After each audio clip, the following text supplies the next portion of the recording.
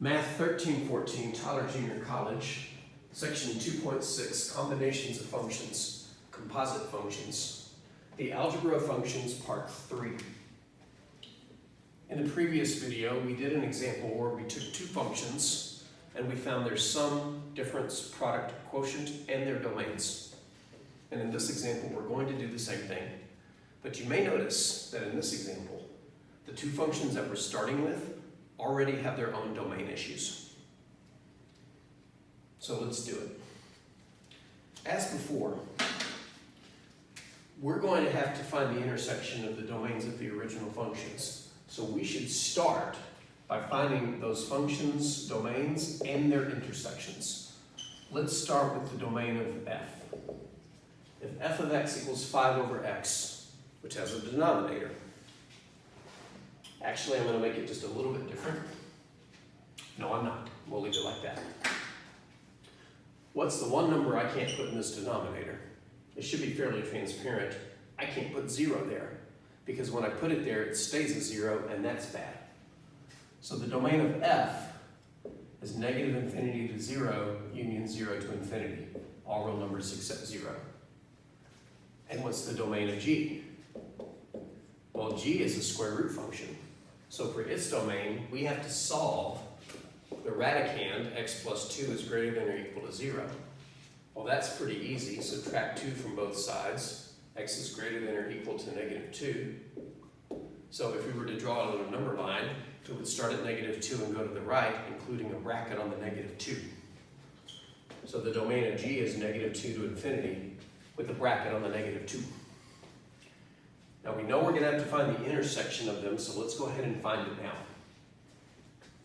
The intersection of the two domains can be found by drawing a number line. And I'll be honest, you can find it without drawing a number line. Depends upon how much you can picture upstairs. The two numbers of concern are negative 2 and 0. The first domain is everything except 0. So start at negative infinity, go to 0 and stop, and then start again on the other side of 0. Parentheses on both sides because we're not including 0. The second domain starts at negative 2 and goes to infinity. So where do these domains overlap? To the left of negative 2? No, it's not blue. Between negative 2 and 0? Yes. It is both blue and red. After 0? Yes. It is both blue and red. Does it include negative 2? Yes. Negative 2 belongs to both the red and the blue. So bracket on the negative 2. Does it include 0? No. 0 belongs to the blue but not the red. So we still have to close off the domain at 0 and reopen it on the other side of 0. So the intersection of the domains begins at negative 2, stops at 0, parentheses, union, parentheses, 0, comma, infinity. Which makes sense. We have to keep everything at least negative 2 but skip over 0. This starts at negative 2 and skips over 0. So now that we have the domain of the intersection, let's put that to the side. And when the time is right, we will look at it.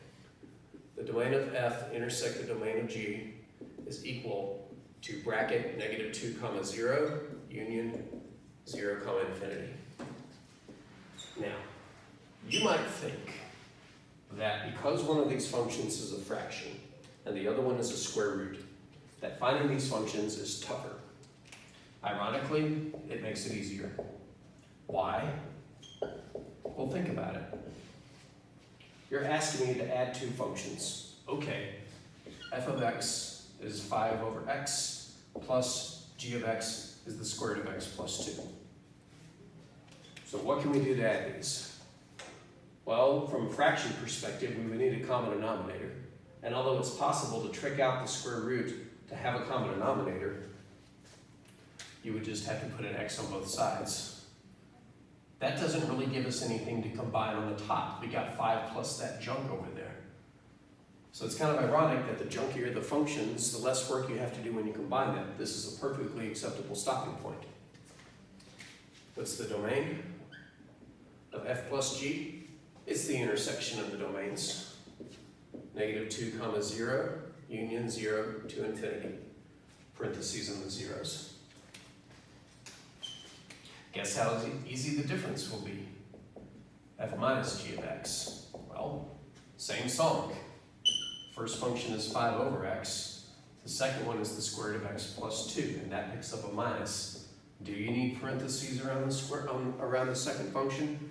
It's not wrong, but will the negative distribute? No, you can't distribute a negative into a square root. If the square root weren't there, yes, you would distribute the negative, but the square root is blocking that. So the difference was just as easy as the sum. You pretty much write it down and move on. The domain is the same as before. Because remember, for the sum, difference, and product of two functions, the domains all match. Speaking of the product, to find f times g of x, we just try to multiply these. 5 over x times the square root of x plus 2. Now this one we can actually do a little something, because there's an easy rule for multiplying fractions. Multiply the tops, multiply the bottoms. Granted, the second function is not a fraction, but I can think of it as over 1 and do some multiplying. On the bottom, x times 1 is x. On the top, we get 5 times the square root of x plus 2. And just like before, we can't distribute the 5 across the x plus 2 because it's not inside the square root to distribute. So that's a good stopping point. Domain is the same. Domain of f times g is negative 2 comma 0, union 0 comma infinity. But it's not all rainbows and lollipops. Because when you have two ugly functions that you try to add, subtract, and multiply, it's fairly uneventful. But when you try to divide them, things get a little bit ugly. So let's literally put the first function on top of the other. 5 over x on top, square root of x plus 2 on the bottom. Before we simplify this, and we will, we need to investigate the new domain issue invoked by creating a new denominator. We need to avoid the denominator equal to 0. So we need to avoid the square root of x plus 2 is equal to 0. Well, we solved square root equations before. This one's easy. If you square both sides, that eliminates the square root.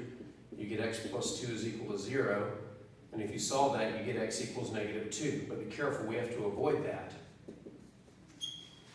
So when it comes to the domain, keep in mind that negative 2 now has to go. That's actually an easy fix. We just have to change the bracket to a parentheses. But let's talk about simplifying this, because leaving a fraction inside of a fraction is considered unsimplified. So how can we get rid of the little fraction inside of the big fraction? There's a technique for doing this. The technique for eliminating a little fraction inside of a big fraction is to multiply both sides of the big fraction by the common denominator of the little fractions. Since this is only one little fraction, the only denominator for the little fractions is x. But if I multiply the top by x, I have to multiply the bottom. What that does is it sets up a cancellation up top, and we're left with just a 5. And it changes the bottom so that there's now an x in front of the square root. And just like the 5 and the negative, we cannot distribute the x into the square root. There's our quotient. Now, if you're wondering, wait a minute, we got a new x, do we have to worry about it? Well, it was originally in a denominator, and that was taken care of before, when the 0 was removed. So what's the domain of the quotient? Well, it's the original domain minus whatever made this denominator 0, and that was negative 2. So to remove the negative 2, we only have to change its bracket to a parentheses. Negative 2 comma 0, both with parentheses. Union 0 comma infinity, again both with parentheses. So as you can see, creating new functions sometimes is easier than others. Sometimes the domain issue is the real problem, but I think in this one it really wasn't that bad just at the outset.